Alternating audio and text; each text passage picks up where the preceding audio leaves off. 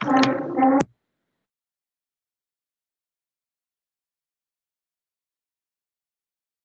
हो रही है कि रीवैल्यूएशन किसका करते हैं और किसका नहीं करते हैं, और उसके बाद प्रोविजन फॉर डाउटफुल डेब्ट। तो सबसे पहले आप देखो कि रीवैल्यूएशन, कितने लोग रिवॉल्यूशन लिख देते हैं, वो गलत हो जाएगा। या रियलाइजेशन, मैंने देखा इस बार रिपोर्ट में कि कितने लोगों ने रियलाइजेशन लिखा हुआ है रिवॉल्यूशन की जगह। सो इसका मतलब कि उन्होंने प्रैक्टिस नहीं किया है। सो रीवैल्यूएशन, इसको हिंदी में कहेंगे यानी री का मतलब अगेन वैल्यूएशन यानी मेजरमेंट और असेसमेंट, फिर से असेसमेंट करना, यानी कि उसकी आज के डेट में वैल्यू, जिस दिन चेंज हो रहा है एग्रीमेंट उस दिन क्या इसकी वैल्यू है। तो जिसका वैल्यू चेंज हुआ होगा उसी का रीवैल्यूएशन होता है। बट इसमें भी कंफ्यूजन आ जाता है जब क्वेश्चन में लायबिलिटी साइड है। यहां पर ध्यान रखो कि जिसको ये डाउट था कि किसका रीवैल्यूएशन अकाउंट में हम रिकॉर्ड नहीं करते, तो याद रखो कि जनरल रिजर्व,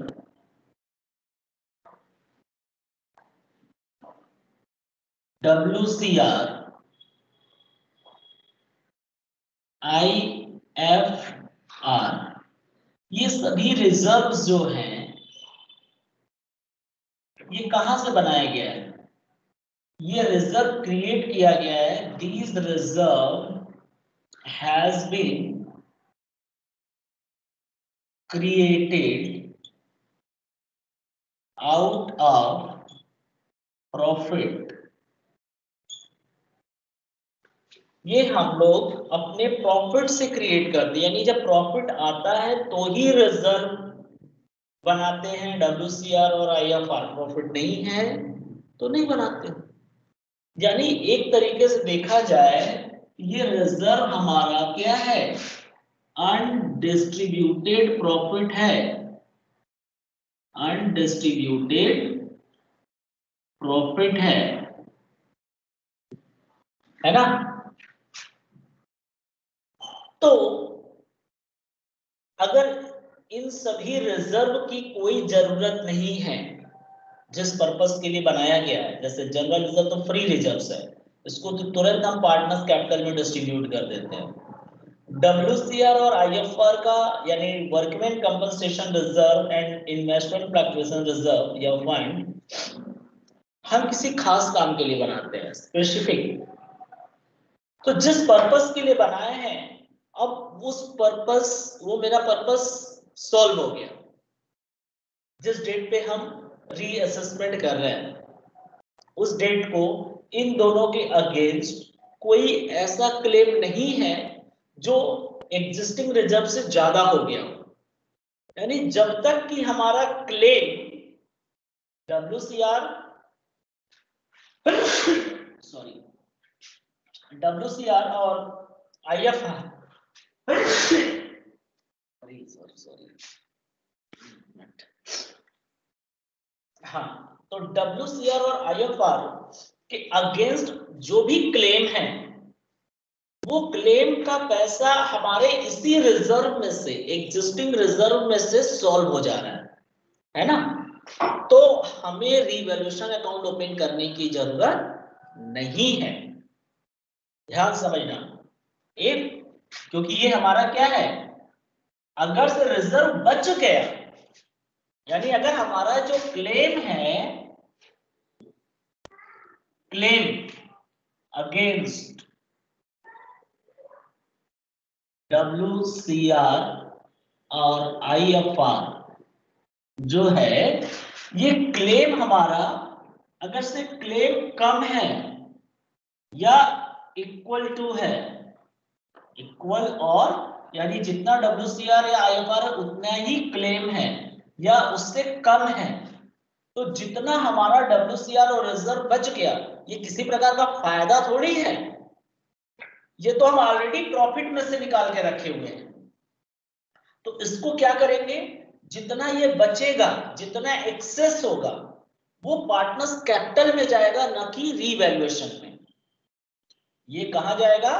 पार्टनर्स कैपिटल में, रिवॉल्यूशन में नहीं जाएगा, क्योंकि रिवॉल्यूशन में सिर्फ लॉस या प्रॉफिट जाता है। रिवॉल्यूशन में सिर्फ लॉस या प्रॉफिट जाता है, और रिजर्व तो हमारा खुद का प्रॉफिट होता है, has been created out of profit, ये प्रॉफिट से ही बनाया गया है। ठीक है, तो प्रॉफिट हमारा बच गया, प्रॉफिट हमारा बचा हुआ है। यानी कि फॉर एग्जांपल तुम्हें समझाते हैं कि मान लो कि ये हमारा रिजर्व 10,000 का है, ठीक है, और जो क्लेम है वो 8,000 का है, तो जो 2,000 एक्सेस है ये किसी प्रकार का प्रॉफिट नहीं है, ये हमारा एक्सेस रिजर्व है, जिसको कि हम पार्टनर्स कैपिटल अकाउंट में ले जाएंगे। ठीक है, लेकिन अगर ये 8,000 की जगह 10,000 हो जाए तो भी क्या हुआ, हमारा 10,000 यहाँ था, 10,000 यहाँ भी है, तो ये पूरा बराबर हो गया, यानी कि ये पूरा रिजर्व हमारा क्लेम एडजस्ट करने में खत्म हो गया। अब दोबारा से बैलेंस शीट में रिजर्व नहीं दिखाएंगे, क्योंकि जितना क्लेम था उतना ही रिजर्व था, उतना ही क्लेम है। लेकिन अगर ये एक्सेस हो जाता, मान लो 10,000 है और ये 18,000 हो गया, या मोर देन 10,000 हो गया, तो जितना ज्यादा क्लेम हो रहा है उतना क्लेम, जितना एक्सेस क्लेम हो रहा है, तो याद रखो कि एक्सेस क्लेम को एग्जिस्टिंग रिजर्व से तो हम कंपनसेट कर नहीं सकते, क्योंकि एग्जिस्टिंग रिजर्व से हम उतना ही क्लेम एडजस्ट कर सकते हैं जितना हमारे पास रिजर्व है, लेकिन रिजर्व से ज्यादा अगर से हमारे पास क्लेम हो रहा है तो उस क्लेम को मेंटेन करने के लिए रीवैल्यूएशन अकाउंट ओपन किया जाएगा। ठीक है, क्योंकि एक्सेस क्लेम होने का मतलब लॉस होता है। अगर क्लेम हमारा एक्सेस हो गया, मतलब ये 10,000 है और ये हमारा 18 हो गया, तो इसका मतलब एक्सेस ऑफ क्लेम, इसका मतलब क्या कह रहा है, excess of claim over existing reserve, existing reserve, तो ये कहां जाएगा, ट्रांसफर टू रीवैल्यूएशन अकाउंट। ठीक है, तो अक्सर स्टूडेंट कंफ्यूज रहते हैं कि हमारा क्लेम अगर बच गया तो रिवॉल्यूशन में जाएगा। नो, मतलब रिजर्व बच गया तो क्लेम रिवॉल्यूशन में नहीं जाएगा कभी भी, क्योंकि reserve is excess of reserve is not a profit because it is already a part of profit. ये हमारा कोई एक्सेस अभी प्रॉफिट नहीं हो रहा है रिवॉल्यूशन पे। सो याद रखो कि जितने भी जनरल रिजर्व, डब्ल्यूसीआर, आईएफआर जो हम प्रॉफिट के अगेंस्ट बनाते हैं, प्रॉफिट से आउट ऑफ प्रॉफिट बनाते हैं, तो इन सभी चीजों के लिए ध्यान रखो कि अगर कोई क्लेम नहीं है तो पूरा फ्री मानकर कैपिटल में बांट देंगे, अगर क्लेम है तो क्लेम पहले एग्जिस्टिंग रिजर्व से एडजस्ट करेंगे, उसके बाद भी हमारा रिजर्व बच गया तो पार्टनर्स कैपिटल में जाएगा। लेकिन अगर क्लेम हमारा एक्सेस हो जा रहा है और रिजर्व कम हो रहा है तो जितना एक्सेस क्लेम है वो रीवैल्यूएशन में जाएगा। ठीक है, क्योंकि हमारे पास एग्जिस्टिंग रिजर्व तो खत्म हो जाएगा, क्योंकि 10,000 तक ही हम क्लेम को एडजस्ट कर पा रहे हैं। एक्सेस जो 8,000 रुपए है, 8,000, उसको एडजस्ट करने के लिए हमें रिवॉल्यूशन अकाउंट ओपन करना पड़ेगा। तो बात समझ में आ गई कि किसको हम रिवॉल्यूशन में पहले नहीं ले जाएंगे। रिवॉल्यूशन में जाएगा कब, जब हमारा क्लेम एग्जिस्टिंग रिजर्व से ज्यादा होगा। ठीक है, तो यहां तक पहले एक डाउट था कुछ लोगों का कि कैसे हम लिखते हैं या नहीं लिखते हैं। ठीक है, सो हम अभी just I want to ask Anjali. Yes, sir. Yes, sir. हाँ बेटा, आपको WCR IFR में ही कंफ्यूजन था? Yes, sir. कि और कोई ऐसा है आपको समझ में आया कि जब हमारा क्लेम एक्सेस होगा तो रिवॉल्यूशन में जाएगा, अगर क्लेम हमारा कम है, रिजर्व ज्यादा है, तो रिवॉल्यूशन में कभी भी नहीं जाएगा। ठीक है, Yes, sir. okay, so you can take the screenshot of this, it will help you, everybody should take. Now I am coming especially for the provision for doubtful debt. Okay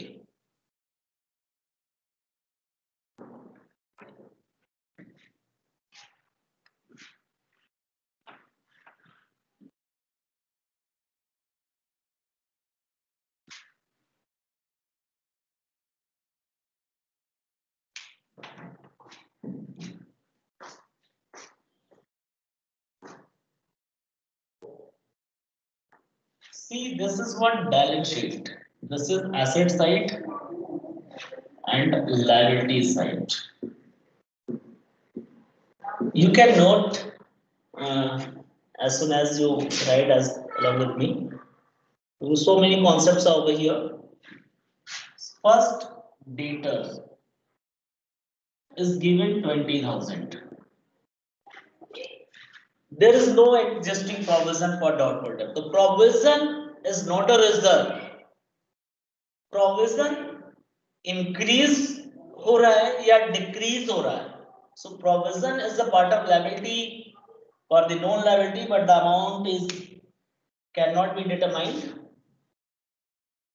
So provision increase हो या decrease हो, वो profit loss होगा. Provision increase होने पे loss और decrease होने पे profit होगा, क्योंकि ये reserve नहीं है ना.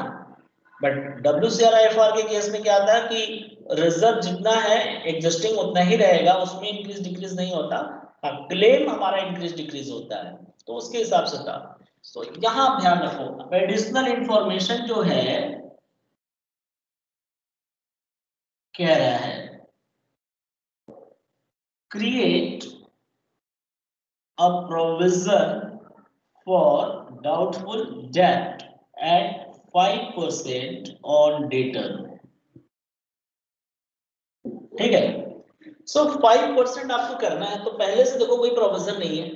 जब प्रोविजन पहले से नहीं है, सो फर्स्ट का कैलकुलेशन कैसे करेंगे. ये हमारा रिवॉल्यूशन अकाउंट में लॉस होगा. पहले 20,000 इंटू 5% विल बी 1,000, यानी कि 1,000 हो रहा है प्रोविजन. तो प्रोविजन इंक्रीज हो रहा है. प्रोविजन पहले था नहीं, इंक्रीज हो रहा है. सो इंक्रीज हो रहा है, तो एंट्री क्या करेंगे हम लोग. एंट्री करेंगे लॉस हो रहा है तो revaluation account debit to provision for doubtful debt account. How much 1,000, यानी ये लॉस हो रहा है. ठीक है.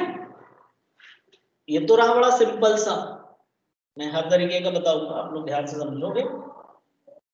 Revolution account debit to provision for doubtful debt हो गया. अब इसके बाद सेकेंड यहां तक हो गया. You can take this screenshot.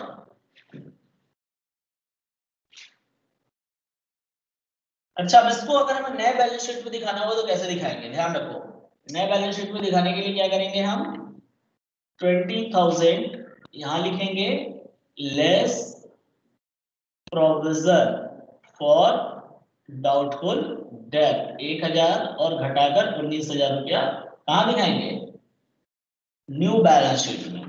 यानी पहले 20 था, कोई प्रोविजन नहीं था, लेकिन प्रोविजन क्रिएट हुआ जिससे हमारा डेटर कम हो रहा है, तो डेटर में से प्रोविजन घटाकर हम दिखाएंगे यहाँ. ठीक है. तो ये रहा तरीका पहले क्वेश्चन का. You can take this screenshot of it. अब मैं चेंज करने जा रहा हूँ.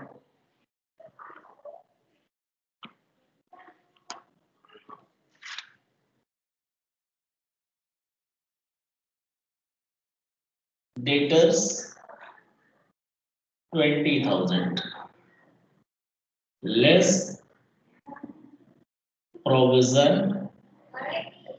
फॉर डाउटफुल डेट 800, 19,200 यहां दिया हुआ है. और कह रहा है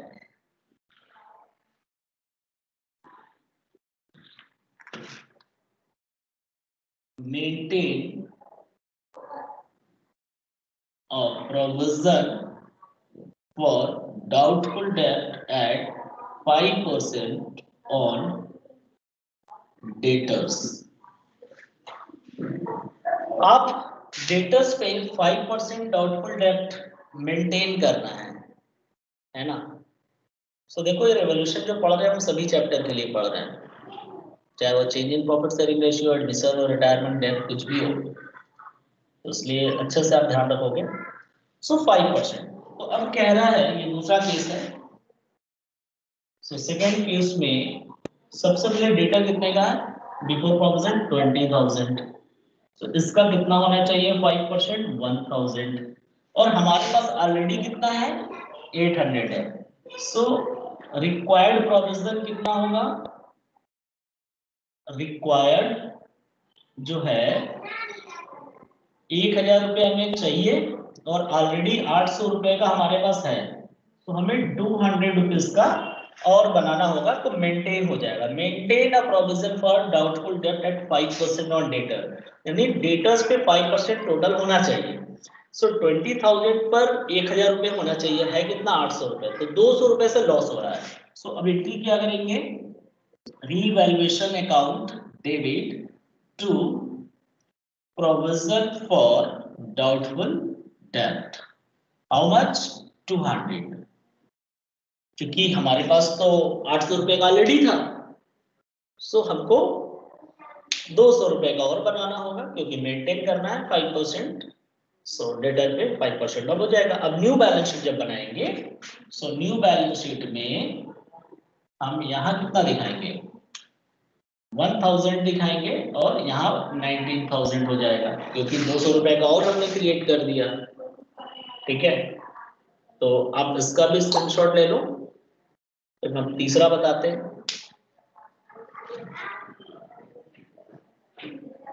डन, चलो। सो अब नेक्स्ट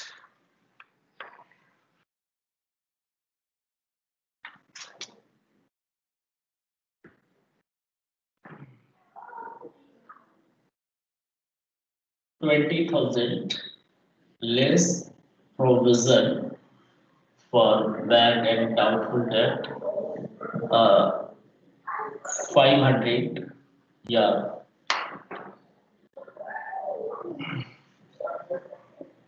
800 ही आते हैं।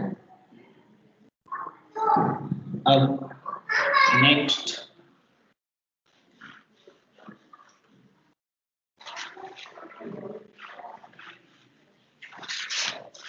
कह रहा है maintain a provision for doubtful debt at 3% on debtor। ठीक है, सो कितना करना है यहाँ पर 3%।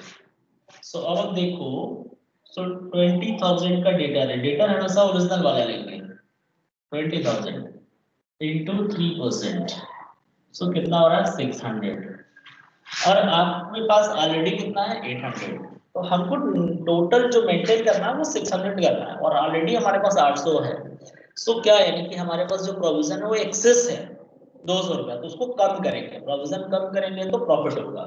सो प्रॉफिट होगा तो क्या लिखेंगे, प्रोविजन को डेबिट कर देंगे आप, क्योंकि अभी हर बार प्रोविजन क्रेडिट कर देते हैं, प्रोविजन फॉर डाउटफुल डेट, या जो लिखा है बैड डेट अकाउंट डेबिट, हालांकि डाउटफुल जो लिखा होगा वही हम लिख देंगे, टू रीवैल्यूएशन। हाउ मच, तो 600 चाहिए, है कितना 800, तो 200 कम करना है, 200 हमने कम कर दिया, ये प्रॉफिट हो गया हमारा। ठीक है, तो अब हम नया जब बैलेंस शीट बनाएंगे तो यहाँ 800 रुपया नहीं माइनस करेंगे, यहाँ कितना माइनस करेंगे 600, और 19,400 अब दिखाएंगे, तो हमारे डेटर की वैल्यू अप हो गई ना, तो ये हो गया तुम्हारा प्रॉफिट। समझ में आया? देखो कभी कभी जो प्रोविजन यहाँ माइनस किया गया है वो यहाँ माइनस न करके इधर दे देता है। ठीक है, तो भी कोई दिक्कत नहीं है, वैसा ही बनना है। फिलहाल हम बता देते हैं उधर का भी, इसको आप स्क्रीनशॉट ले लो।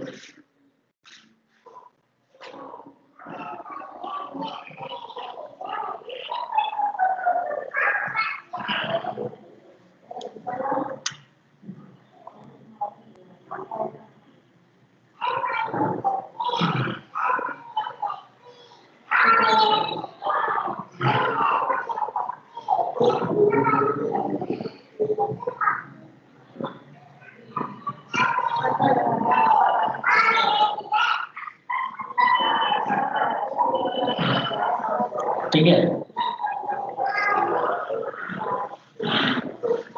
थोड़ा सा इस क्वेश्चन को ध्यान से समझना।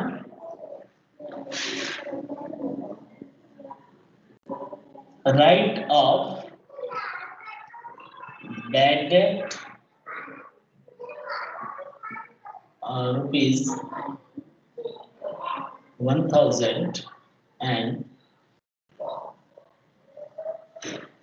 maintain a provision for doubtful debt at 3% on debtor. So देखो बैड डेट्स, तो ये जो प्रोविजन बनाया जाता है वो बैड या डाउटफुल के लिए बनाया जाता है कि अगर कुछ होगा तो हम उसको कंपनसेट कर लेंगे।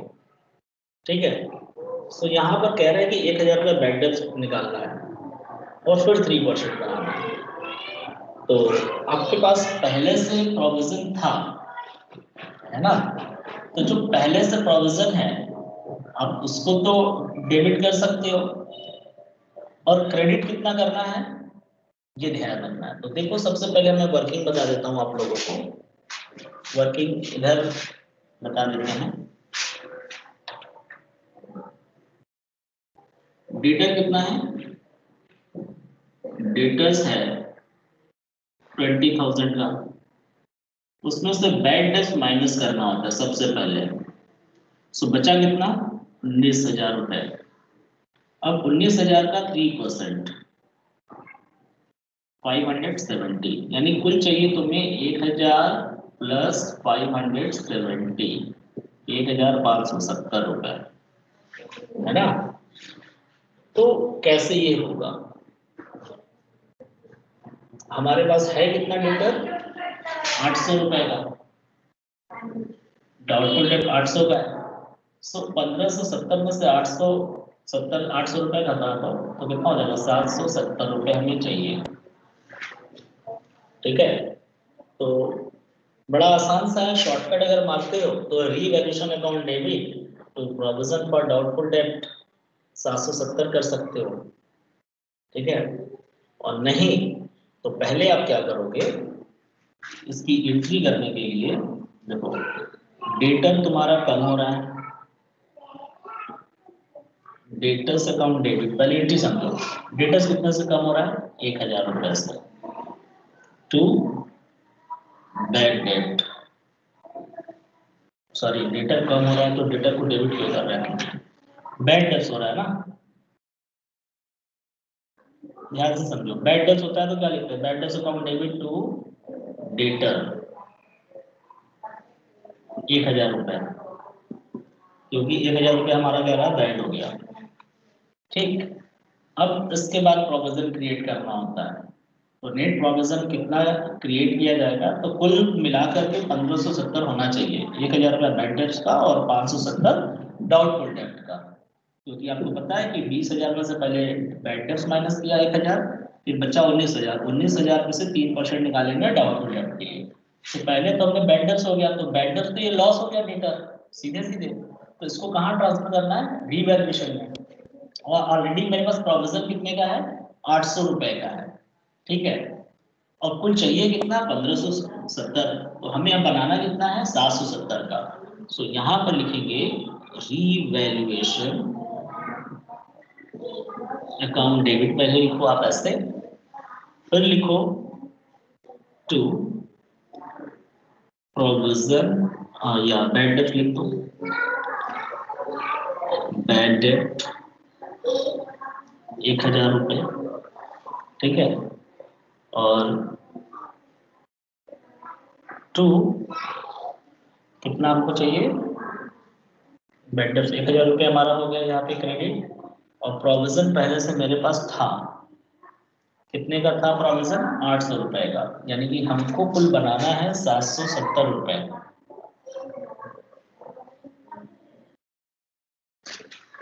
ठीक है, 770 यानी कि टोटल बनाना है, रिवॉल्यूशन में जाएगा, और प्रोविजन फॉर डाउटफुल डेब्ट कितने का था हमारे पास? 800 रुपए का, ठीक।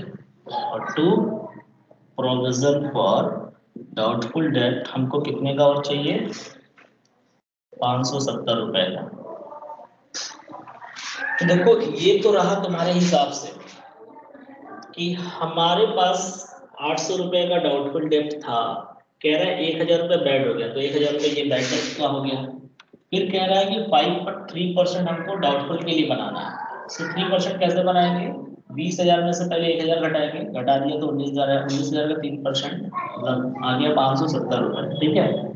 तो अब हमारा यहाँ पर हो गया कुल 1570, और 1570 हमें बनाना है, ऑलरेडी 800 रुपए हमारे पास है, तो नेट कितना बनाना है? 770 रुपए, ठीक है। तो नेट 770 बनाना है, तो हम ये लिख सकते हैं रिवॉल्यूशन अकाउंट डेबिट जो बैड डेब्ट्स हुआ है वो 1000 है, ठीक है। फिर प्रोविजन फॉर बैड डेब्ट्स जो पहले से दिया था उसको डेबिट, और टू प्रोविजन फॉर डाउटफुल डेब्ट 570 चाहिए। तो अब देखो दोनों को जोड़ो, 8 7 1570 और 1570 रुपए ये आएगा। इसको अगर हमें शॉर्टकट मेथड से करना है, ये तो रहा, मैंने तुमको सारा एक्सप्लेन कर दिया, यानी ये भी एंट्री करना है, ये भी एंट्री करना है, ये भी करना है, ये भी करना है, ये भी। ये तब होता है जब हमारे पास पहले से प्रोविजन है, कुछ पैसा बैड डेब्ट्स हो गया है और कुछ डाउटफुल डेब्ट हो गया। तो पहले हम कैलकुलेट कर लेते हैं कि कुल बैड और डाउटफुल डेब्ट कितना आ रहा है।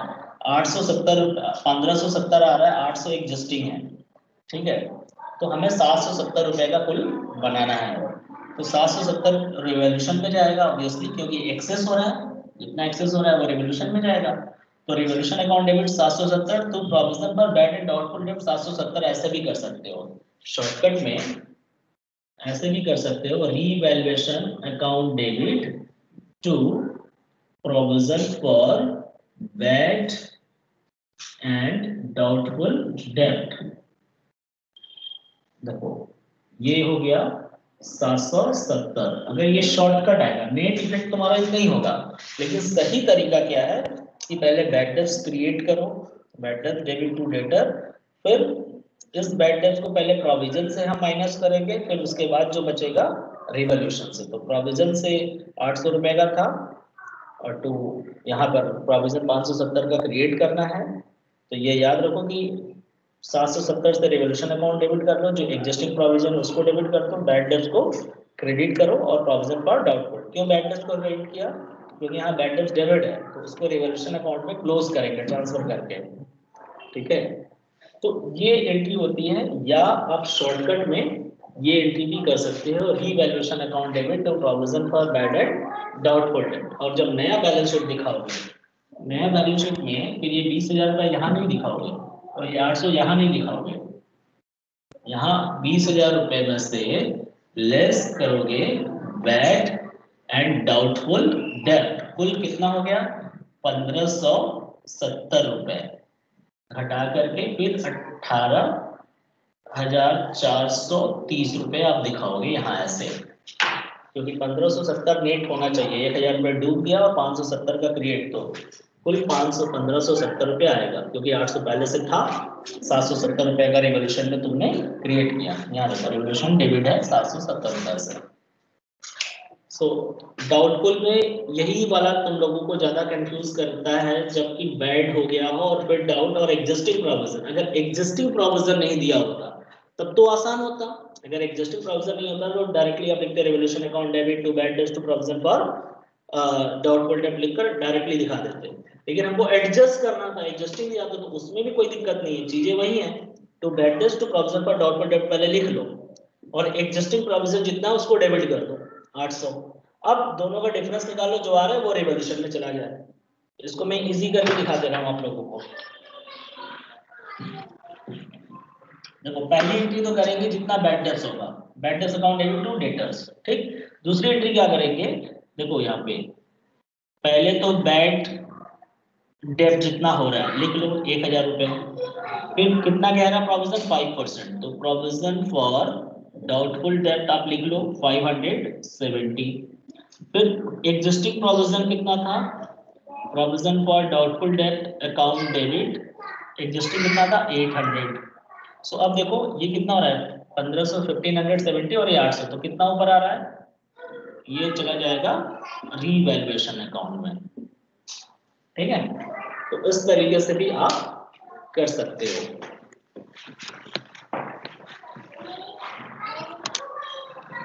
यस, तो लास्ट वाला जो है महिमा, यस सर। ये समझ में आया कैसे होना है? यस सर, क्लियर है। लास्ट वाला, क्योंकि सबसे पहले देखो वर्किंग करके निकालो टोटल कितना चाहिए, उतने से रिवोल्यूशन क्रिएट होगा। ठीक है, टोटल कर लो और कितना पहले से था उसको घटा लो। चलो, तो यहां तक देखो हो गया। अच्छा, एक चीजें याद रख लो, अंडर वैल्यूएशन ऑफ एसेट्स अगर दिया है तो उसका मतलब क्या होता है, प्रॉफिट या लॉस? Sir profit. और परसेंटेज में दिया है तो कैसे कैलकुलेट करते हैं पता है? Yes sir.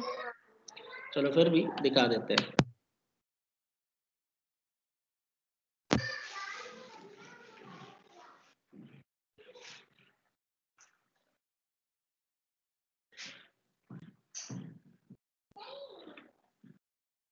देखो बैलेंस शीट में अगर से ये फर्नीचर दिया हुआ है,